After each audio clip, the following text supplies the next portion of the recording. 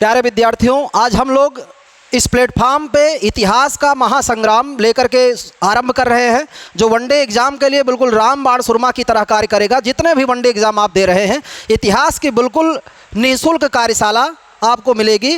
पूरे इतिहास का पूरा निचोड़ यहाँ पर आपको दिया जाएगा कि एग्ज़ाम में जो भी प्रश्न आते हैं डेक्टो यहाँ से बिल्कुल आपको मिलेंगे।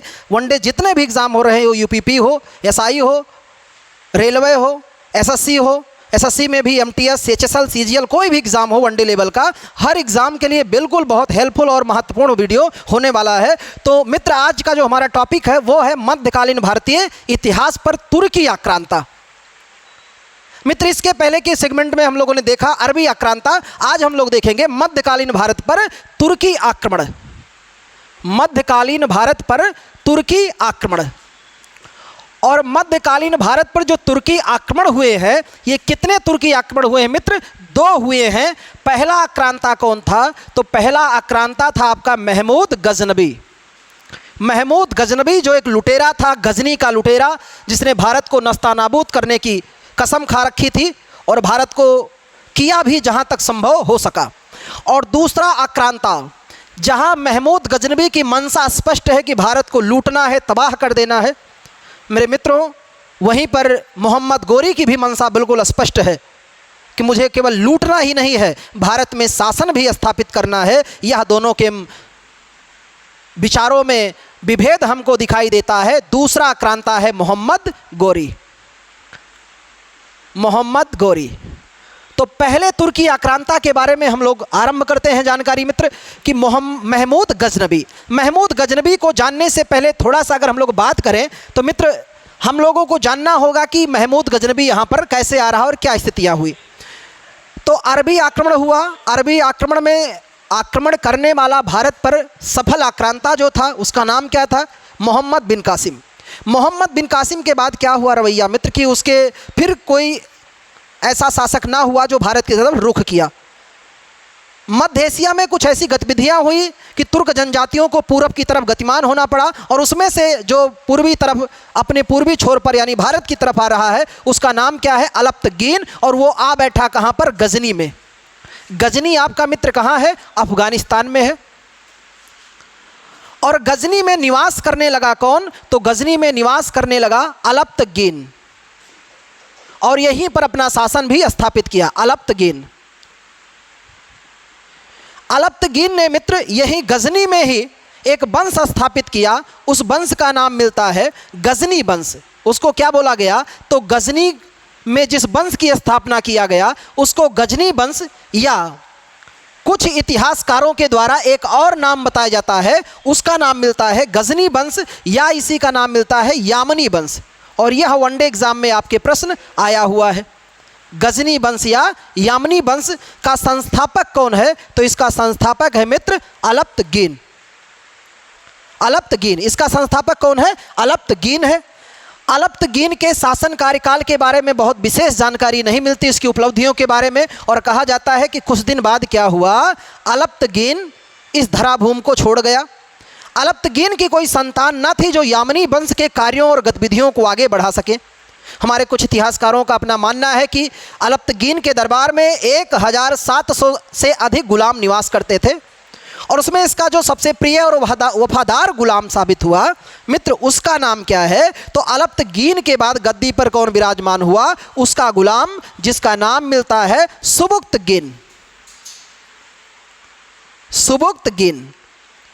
सुबुक्तगीन गद्दी पर बैठा मित्र। जो गुलाम है किसका? अलप्तगीन का। और जब सुबुक्तगीन गद्दी पर बैठा तो स्थितियां यह हुई कि यह जो छोर है, जो वर्तमान का पाकिस्तान और यह अफगानिस्तान, यह क्षेत्र आपका गजनी है, और यह सिंध का इलाका है। इस सिंध के इलाके में इस समय जो शासन कर रहा है उसका नाम क्या है? हिंदू शाही वंश।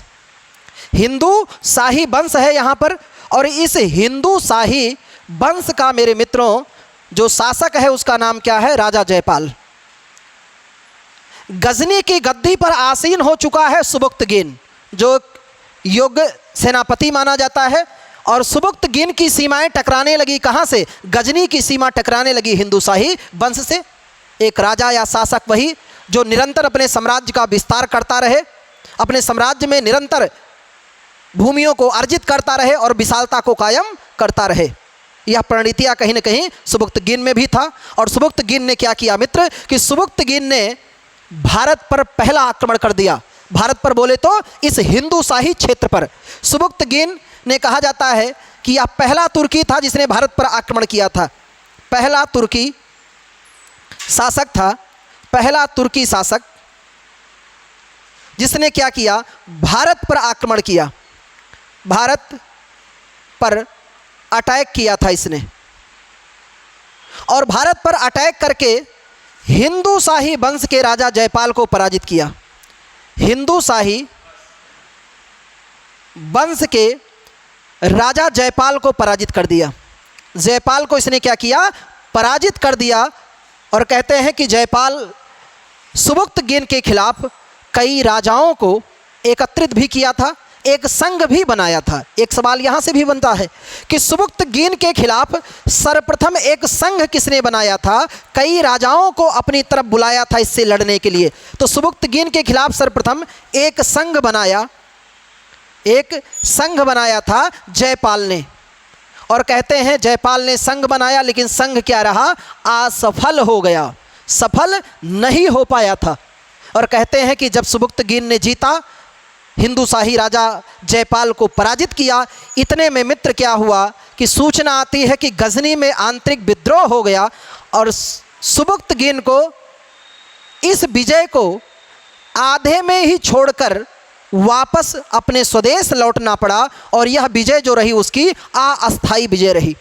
कहते हैं 997 के आसपास सुबुक्तगीन की मृत्यु हो गई। और सुबुक्तगीन के बाद इस गजनी की गद्दी पे जो बैठ रहा है उसका नाम क्या है, महमूद गजनबी। महमूद गजनबी आ गया वह तुर्की आक्रांता जिसे भारत को नस्तानाबूद करने की कसम खा रखी थी कि भारत का मैं ईंट से ईंट बजा के रख दूंगा।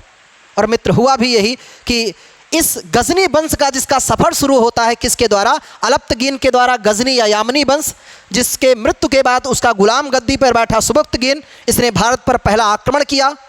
पर इसकी विजय कैसी थी, इसकी विजय अस्थायी सिद्ध हुई। और इसके खिलाफ एक यूनियन किसने बनाया था, हिंदू शाही वंश के राजा जयपाल ने। और इसकी क्या हुई, आंतरिक गतिरोध हो जाने से इसे गजनी लौटना पड़ा और इसकी मृत्यु हो गई 999 के आसपास, 97 और 99 के बीच में। और गद्दी पे कौन बैठा, महमूद गजनबी। और अब सफ़र शुरू होता है किसका, महमूद गजनबी का। तो मैं आपको आगे अब पढ़ाना शुरू कर रहा हूँ मित्र, महमूद गजनबी। और महमूद गजनबी के बारे में जो सवाल हमारे बनते हैं इतिहास से, वो बड़े बेहतर ही प्रश्न आते हैं और सारे सवालों को हम लोग बिल्कुल यहीं से सॉल्व करेंगे। महमूद गजनबी गद्दी पर बैठ रहा है, अपने पिता का उत्तराधिकारी बना महमूद गजनबी।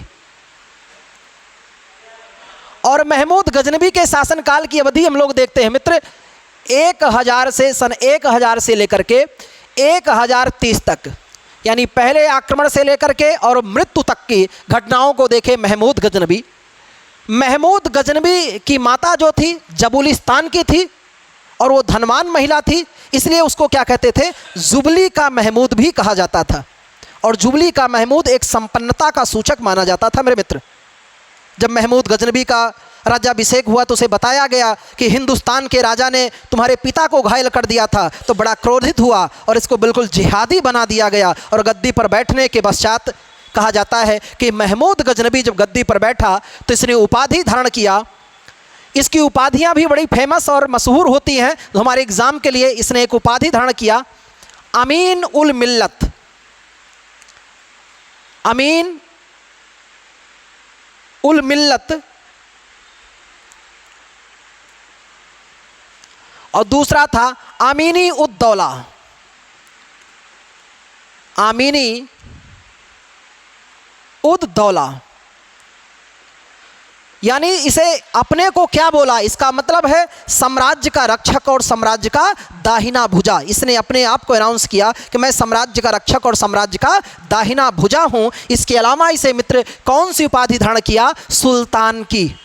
और ये पहला तुर्की आक्रांता है जिसने किसकी उपाधि धारण किया, सुल्तान की। सुल्तान कौन है? तो सुल्तान इस पृथ्वी पर जो खलीफा है, यानी अल्लाह का प्रतिनिधि है, उसका सेवक है कौन? सुल्तान। यानी अल्लाह के बंदे के हुक्म पर कार्य करने वाला व्यक्ति क्या है? सुल्तान है। इसे मान्यता किससे मिल रही है? अल्लाह के व्यक्ति के द्वारा पद की मान्यता मिलती है। और इसे सुल्तान पद की मान्यता सबसे पहले किसने दिया था? तो बगदाद के खलीफा अल कादिर बिल्लाह ने। इसे सुल्तान की मान्यता किसने दिया? तो मान्यता दिया था मेरे मित्र बगदाद के खलीफा अल कादिर बिल्लाह, अल कादिर बिल्लाह। और मेरे मित्र, अगर आपको खलीफा नहीं समझ में आ रहा है तो आप पिछले वीडियो को हमारे देखिए, जिसमें हम लोगों ने इस्लाम का उदय पढ़ा है। उसमें आपको बिल्कुल समझ में ये आएगा कि खलीफा किसे कहते हैं। तो इसे मान्यता किसने दिया? बगदाद के खलीफा अल कादिर बिल्लाह ने। इसके अलावा मित्र कहा जाता है कि सुल्तान की उपाधि धारण करने वाला ये पहला तुर्की शासक है। सुल्तान की उपाधि धारण करने वाला पहला तुर्की शासक कौन है? महमूद गजनबी। और मेरे मित्रों, इसने दूसरी उपाधि धारण किया जिसका नाम क्या है? गाजी। गाजी किसे कहते हैं? काफिरों का घातक, जो काफिरों को मारे। और काफिर भी समझना है तो मैं पुनः बार बार कहना पड़ रहा है, पुराने वीडियो को देखिए, बिल्कुल समझ जाएंगे आप। तो गाजी का मतलब काफिरों का घातक, काफिरों का घातक या काफिरों को मारने वाला। काफिर कौन है? जो कलमा को ना माने। कलमा क्या है? अल्लाह और रसूल का संदेश है। तो इसने दूसरी उपाधि क्या धारण की? गाजी। और कहते हैं गाजी की उपाधि धारण करने वाला पहला तुर्की शासक है, पहला तुर्की शासक है जिसने किसकी उपाधि धारण किया? गाजी की।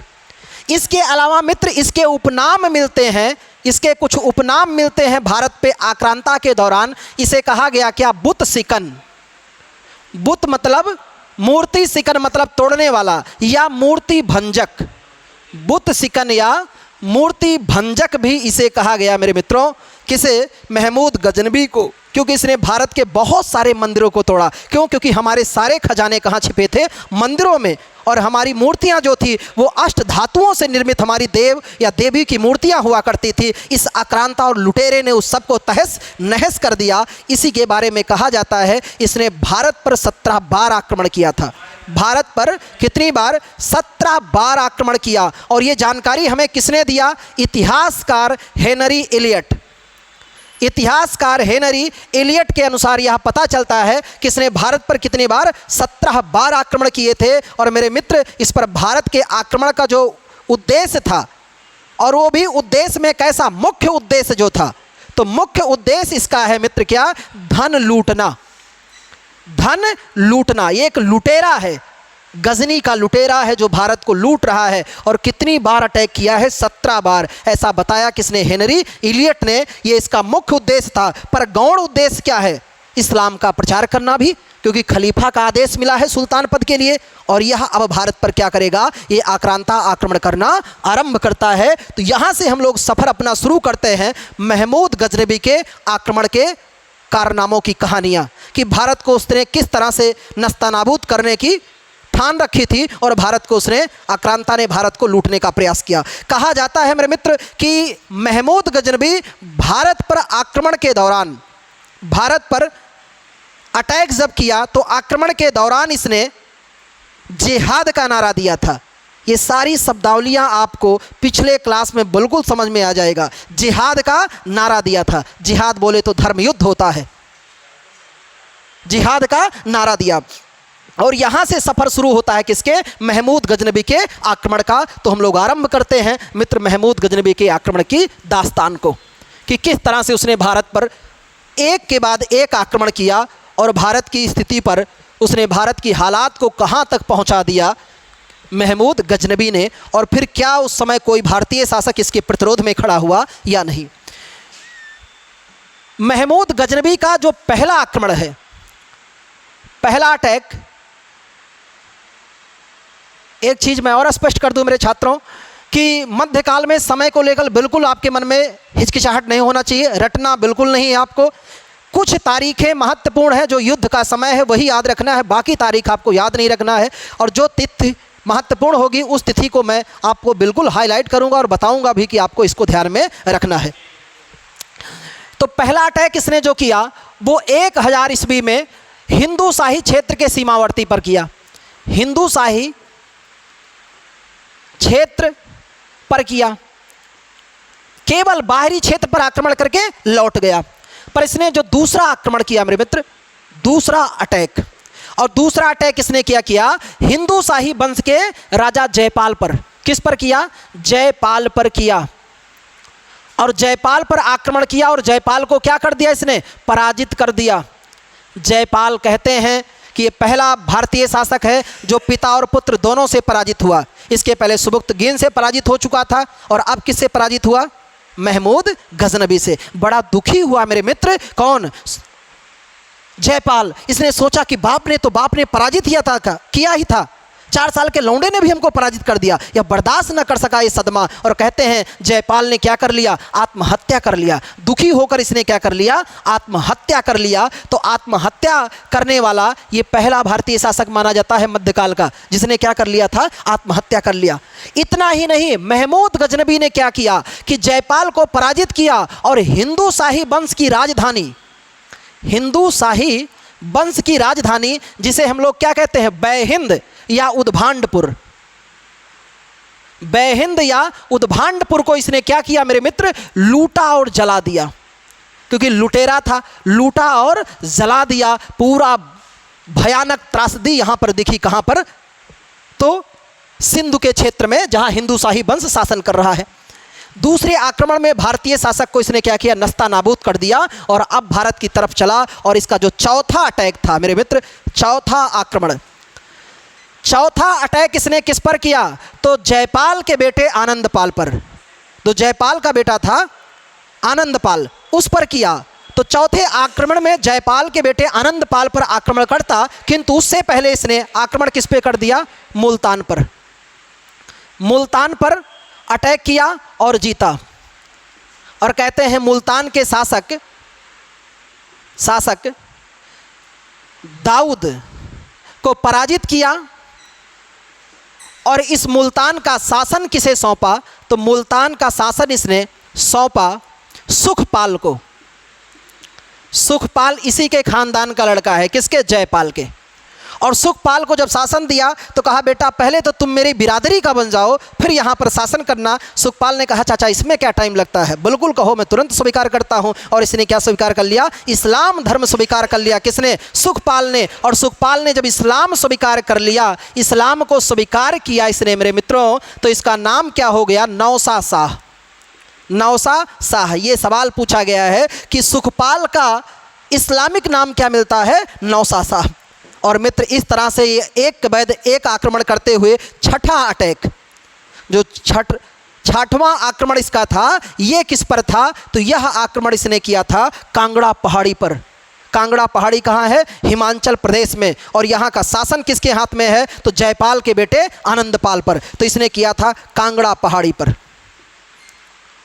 कांगड़ा पहाड़ी पर आक्रमण किया, और यहाँ का जो शासक था उसका नाम क्या था? आनंदपाल। और आनंदपाल क्या हुआ? पराजित हुआ। यही कांगड़ा पहाड़ी पर एक मंदिर है, जिस मंदिर का नाम है ज्वालामुखी मंदिर। ज्वालामुखी मंदिर, उस मंदिर को इसने क्या किया मेरे मित्रों? लूटा। ज्वालामुखी मंदिर को लूटा, ढेर सारा यहाँ से धन प्राप्त किया, और फिर यहाँ से वापस कहाँ जाएगा? गजनी। आनंदपाल दोबारा फिर मेरे मित्रों खूब ध्यान से देखना, इसको स्किप मत करना, समझ में आएगा यहाँ से कहानियाँ। और अब इंटरेस्टिंग शुरू होती है। आनंदपाल ने महमूद गजनबी के खिलाफ पहली बार एक संघ बनाया। उसके बाप ने बनाया था उसके बाप के प्रति, आगे अभी हम लोगों ने बात किया। तो आनंदपाल ने एक संघ बनाया, किसके खिलाफ? महमूद गजनबी के खिलाफ एक संघ बनाया, और संघ क्या रहा? असफल हो गया। इसका भी संघ क्या रहा? असफल हो गया। इसका भी संघ कारीगर नहीं रहा, यानी कई राजाओं को बुलाया पर वो जीत न सके, नस्तानाबूद हो गए, पराजित हो गए, और सभी चले गए। इस आक्रमण में इसका बिल्कुल क्या रहा मित्र कि इसके आक्रमण का रवैया और इसके जीतने का गुरूर अब बिल्कुल एकदम सातवें आसमां पे लहर परचम फहरा रहा है। जहाँ भी जा रहा है जीतता जा रहा है, जीतता जा रहा है। एकदम बिल्कुल अपने को शहंशाह बादशाह समझ रहा है, सुल्तान ही है भाई। कोई प्रतिरोध करने वाला शासक अब इसके सामने टिक नहीं पा रहा है। और इस तरह जो 9वां आक्रमण किया, नाइन्थ अटैक, वो 9वां आक्रमण इसने मित्र कहाँ किया? स्थानेश्वर महादेव मंदिर पर। स्थानेश्वर महादेव मंदिर पर आक्रमण किया और स्थानेश्वर महादेव मंदिर के चक्रा स्वामी, ये भगवान कृष्ण की मूर्ति है। किसकी? भगवान कृष्ण की। चक्रा स्वामी की मूर्ति को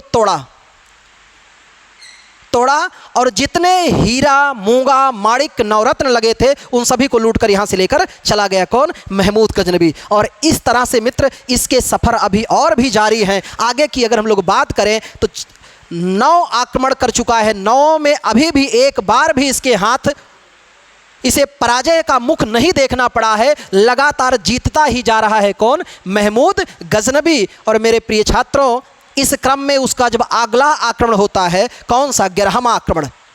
11वां आक्रमण जो था 11th अटैक, 11वें आक्रमण में मित्र इसने कहां पर आक्रमण किया? कश्मीर पर। और कश्मीर में ये पहली बार पराजित हुआ। ये थोड़ा सा इसका जाकर के चैन जो चल रहा था, जीत का लगातार सफर चल रहा था, उस सफर पर ब्रेक लगाया। किसने? भारत की ओजस्वीशील महिलाओं ने। तो भारत की माताओं में भी एक, उनकी भुजाओं में भी दमखम था। एक आक्रांता और लुटेरे को स्तब्धित कर दिया, बिल्कुल ब्रेक लगाया यहाँ पर। तो पहली बार महमूद गजनबी पराजित कहाँ हुआ मेरे मित्र? तो पहली बार पराजित हो रहा है कश्मीर में। और किसने पराजित किया? तो लोहार वंश की एक शासिका थी, लोहार वंश की शासिका रानी दिद्दा ने।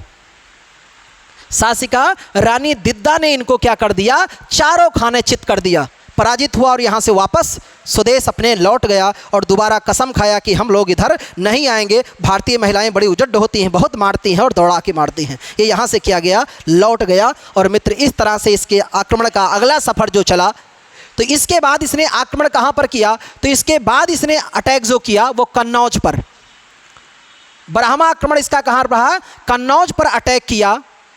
और कन्नौज पर अटैक करके कन्नौज को लूटा। साथ में इसी कन्नौज आक्रमण के दौरान इसने मथुरा को भी लूटा, मंदिरों की नगरी मथुरा को भी इसने लूटा। और ढेर सारा धन लेकर पुनः कहाँ चला गया? तो गजनी चला गया। और इस तरह से इसने मित्र जो 14वां आक्रमण किया था, 14th अटैक, तो इस 14th यानी 14वां आक्रमण किया इसने किस पर? तो चंदेल वंश के राजा विद्याधर पर। चंदेल राजा विद्याधर पर आक्रमण किया। और कहते हैं कि चंदेल राजा विद्याधर को पराजित ना कर सका। इस पर कुछ इतिहासकार लिखते हैं कि गोधुल बेला हो गई थी, सायंकालीन हो गई और बहादुर लोग शाम को युद्ध नहीं करते थे, जो वीर योद्धा थे। लेकिन कुछ कहते हैं कि लड़ते लड़ते थक गया महमूद गजनबी और विद्याधर को पराजित ना कर पाया। और कहा जाता है, ये प्रश्न भी किया गया है मित्र, कि महमूद गजनबी किस भारतीय शासक को पराजित नहीं कर पाया? तो चंदेल वंश के राजा विद्याधर को। और इस तरह से सफर इसका अगला चला। 15वां अटैक, 15th अटैक, 15वां आक्रमण जो इसने मित्र किया वो कहां पर? पंजाब पर। और अब इसने कहा कि बिल्कुल हम लोग थक चुके हैं, बार बार जीत रहे हैं और वापस गजनी भाग रहा है। जितनी बार धन को लूटता गजनी जाता, फिर आता, फिर जाता, फिर आता। तो कहता इसने रुकने को सोचा मेरे मित्रों। और पहली बार इसने कहा जाता है पंजाब में ही इसने क्या किया? पहली बार शासन स्थापित किया। पहली बार कुछ समय के लिए शासन किया। पहली बार कुछ समय के लिए शासन किया। पहली बार कुछ समय के लिए शासन कहाँ कर रहा है? पंजाब में। और यहाँ पर इसने क्या किया कि हिंदू शाही सिक्के को भी स्वीकार कर लिया। जो हिंदू शाही वंश के सिक्के चल रहे थे, उस सिक्के को एक विदेशी आक्रांता ने मान्यता दिया। यानी इसने क्या किया मित्र? हिंदू शाही सिक्के को चलाने की अनुमति रखी, चलाने की अनुमति दी, पहली चीज। और दूसरा कहते हैं मित्र कि यही पंजाब में इसने दिल्ली वाला नामक सिक्का चलवाया था। दिल्ली वाला नामक सिक्का भी चलवाया। नामक सिक्का कहाँ चलवाया? तो ये भी यहीं चलवाया था पंजाब में। और पंजाब का शासन अपने अधीन संप्रांतों को देकर के, अभी अपने अधीन शासकों को देकर और यहाँ से वापस लौटा। और वह घड़ी आ चुकी है जिसके लिए महमूद गजनबी जाना जाता है। वो कौन सी घड़ी मेरे मित्र? तो इसका सबसे प्रसिद्ध और सबसे अंतिम आक्रमण जो 16वां आक्रमण हम लोग बात करते हैं, तो लास्ट पे बात करें मित्र, और यहाँ से तो हमेशा प्रश्न वनडे का पूछा गया है, हर एग्जाम में लगभग इसके 16वें आक्रमण के बारे में पूछा गया है। तो इसका 16वां और सबसे प्रसिद्ध आक्रमण, 16वां आक्रमण, इसका समय आपको याद रखना है। 16वां आक्रमण जो हुआ वो 1025 और 26 ईस्वी में हुआ। 1025 और 26 ईस्वी में मित्र महमूद गजनबी का सबसे प्रसिद्ध आक्रमण, सबसे फेमस 17 आक्रमणों में सबसे प्रसिद्ध आक्रमण जो था वो कौन था? 16वां आक्रमण किस मंदिर पर किया था? सोमनाथ के मंदिर पर। और सोमनाथ का मंदिर जो है ये भगवान शिव का मंदिर है। ये मंदिर कहाँ पर है, था और है? गुजरात में। और यह इसका संरक्षण किसके हाथ में था? तो इस मंदिर का संरक्षण था मित्र चालुक्य वंश के हाथ में। इसी वंश ने इस मंदिर को निर्मित भी करवाया था। और शासक उस समय कौन था? तो इस महमूद गजनबी आक्रांता के समय उस समय शासक था भीम प्रथम। और कहते हैं जब महमूद गजनबी ने आक्रमण किया तो ये बिना युद्ध किए ही स्थान को छोड़कर चला गया। 40 से 50 हज़ार हिंदू जनता एकत्रित हुई और कहा मेरे भगवान प्रकट हैं, इस आक्रांता से बदला लेंगे। लेकिन भगवान आ न सके और बदला ले न सके। उसने लगभग 50 हज़ार की हिंदू जनता को उसका सर धड़ से अलग करा दिया और भयंकर लूट और तबाही की। पूरे मंदिर को तहस नहस कर दिया। शिव मूर्ति को तोड़ा। इस मंदिर में किसकी मूर्ति थी? शिव मूर्ति थी। और इस शिव मूर्ति को इसने क्या किया? तोड़ा। शिव मूर्ति को तोड़ा इसने। तो मेरे मित्र इस मूर्ति के बड़े टुकड़े को उसने गजनी की जामा मस्जिद की सीढ़ियों के नीचे रखा और छोटे टुकड़ों को कसाईयों में बांट दिया। ठीक है, तो इसके टुकड़ों को क्या किया? इसके टुकड़े को मस्जिद के नीचे रखा। कौन सी मस्जिद? गजनी की जामा मस्जिद। और इसके अलावा छोटे टुकड़े को क्या किया? तो छोटे टुकड़े को कसाईयों में वितरित कर दिया, कसाईयों में बांटा मांस वजन करने के लिए। यह कहीं न कहीं आक्रांता का प्रतिफल था। इसकी सोच और इसकी नफरत बिल्कुल स्पष्ट हो रही है। और इसके वापस जाने के बाद फिर आता है कौन? भीम प्रथम, और मंदिर को फिर से सुधार करने का प्रयास करता है। तो सबसे प्रसिद्ध आक्रमण इसका सोमनाथ मंदिर का रहा और यहाँ उसने भयंकर तबाही मचाई। कहते हैं यहाँ पर उसने क्या कराया था? कत्ले आम भी करवाया था। कत्ले आम महमूद गजनबी ने कहाँ कत्ले आम करवाया? तो यहीं पर सोमनाथ के मंदिर परिसर में उसने कत्ले आम कराया और लूट कर ले गया। यहाँ का धन लूट कर ले जा रहा था कि रास्ते में खोखर और जाट मिल गए सिंध के क्षेत्र में और इसके लगभग आधे खजाने को लूट लिया। महमूद गजनबी एकदम आग बबूला हो गया। किसी तरह अपने गृह क्षेत्र में पहुंचा गजनी और वापस उन जाटों और खोखरों से बदला लेने की सोची। और इसका जो 17th अटैक है, 17वां आक्रमण, वह आक्रमण इसका रहा किस पर? जाटों या खोखरों पर। ये किताबों में अलग अलग मिलता है मित्रों, लेकिन ध्यान में रखना कहीं कहीं जाट लिखा, कहीं कहीं खोखर। जाटों और खोखरों पर अटैक किया और इन्हें क्या किया? पराजित किया। पर ये बड़े तकलीफ और दर्द दिए जाटों और खोखरों ने, क्योंकि ये जनजातियां हुआ करती थी। और यह आक्रमण 1027 ईस्वी में था।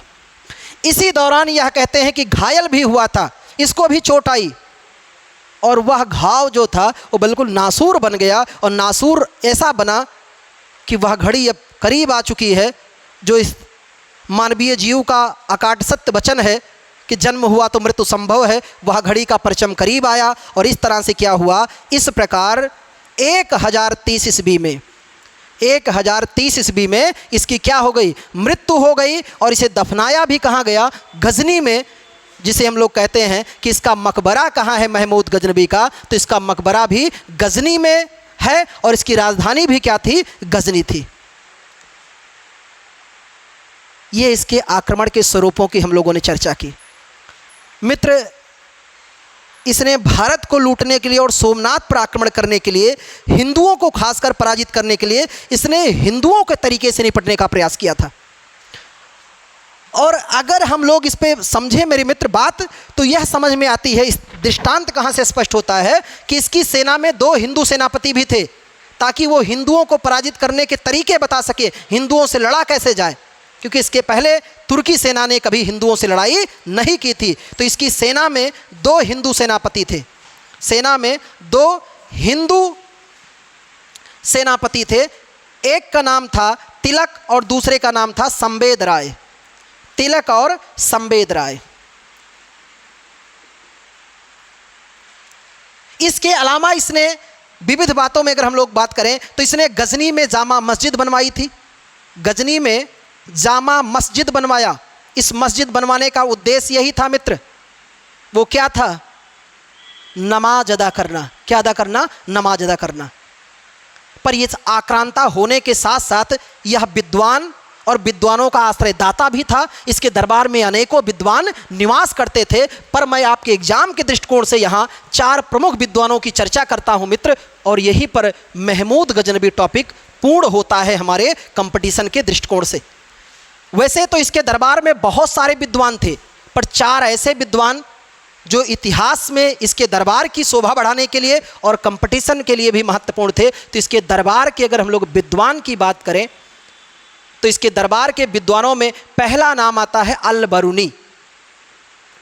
अल बरूनी ये पहला मुसलमान विद्वान है जिसने संस्कृत को पढ़ा, रामायण महाभारत पुराण को पढ़ा।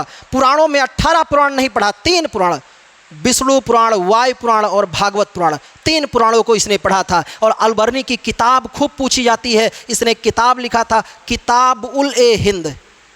किताबुल ए हिंद, या इसी को मेरे मित्र कहते हैं तहकीक ए हिंद। तहकीक ए हिंद, इसका अर्थ होता है भारत की खोज। और कहा जाता है ये पहला मुसलमान विद्वान था, पहला मुसलमान विद्वान था जिसने रामायण महाभारत वेद और पुराण को पढ़ा था। पुराण को पढ़ा था। इसके इतर में कोई मुस्लिम विद्वान ऐसा न कर सका, ये पहला था। इसकी बहुत सारी उपाधियां हैं, इसके और सारी कृतियां हैं, उसकी हम लोग चर्चा बेहतर अलग क्लास में करते हैं। दूसरा विद्वान जो इसके दरबार का था उसका नाम था फिरदौसी। और फिरदौसी ने एक किताब लिखा था जिसका नाम था शाहनामा। और शाहनामा जो है ये महमूद गजनवी के परिवार का और उसके ख़ानदान का क्या मिलता है? ऐतिहासिक विवरण मिलता है। इसके दरबार का जो दरबारी इतिहासकार था उसका नाम था उतबी। और उतबी ने एक किताब लिखा था किताबुल ए यामनी। किताबुल तारीख ए यामनी या किताबुल ए यामनी, तारीख ए यामनी। ये दरबारी इतिहासकार था या दरबारी साहित्यकार भी कहा जाता है। दरबारी इतिहासकार महमूद गजनवी का जो सरकारी इतिहासकार था यही था। इतिहासकार व साहित्यकार भी इसे कहा जाता है। फिरदौसी को तो होमर भी कहा जाता है, पूर्व का होमर भी कहते हैं। इसके अलावा जो अगला विद्वान था उसका नाम था बैहाकी। और बैहाकी ने एक किताब लिखा था इसके पिता का दास्तान, जिसको कहते हैं तारीख ए सुबुक्तगीन। तारीख ए सुबुक्तगीन। और तारीख ए सुबुक्तगीन इसके पिता के बारे में दृष्टांत है। बैहाकी को मेरे मित्रों पूर्व का पैपिये कहते हैं, पूर्व का पैपिये कहा जाता है।